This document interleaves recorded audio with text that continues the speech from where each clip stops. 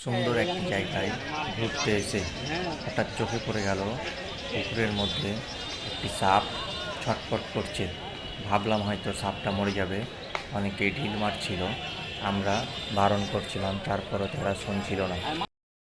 আমরা পাখিরহাটে পাখি বিক্রি করতে এসে পাশেই সুন্দর একটি পুকুর দেখতে পেলাম।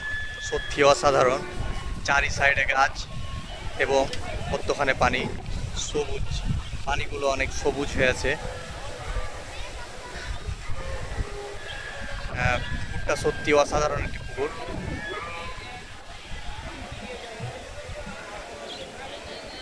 আকাশে মেঘ উঠেছে, সব মিলিয়ে অনেক দৃশ্যটা চোখে লাগার মতো। এখানে মাছ চাষ হয়। যদি আপনারা ভালোভাবে দেখেন তাহলে বুঝতে পারবেন যে এই আবহাওয়ার সাথে এই বিলটার সৌন্দর্যটা কতটা বেড়ে গেছে। বিল না, বলেন পুকুর। একটু আগে এখানে মাছগুলো দেখা যাচ্ছিল, এখন দেখা যাচ্ছে না, কারণ যে পরিমাণ বাতাস উঠেছে এই বাতাসে মাছগুলো নিচে নেমে গেছে।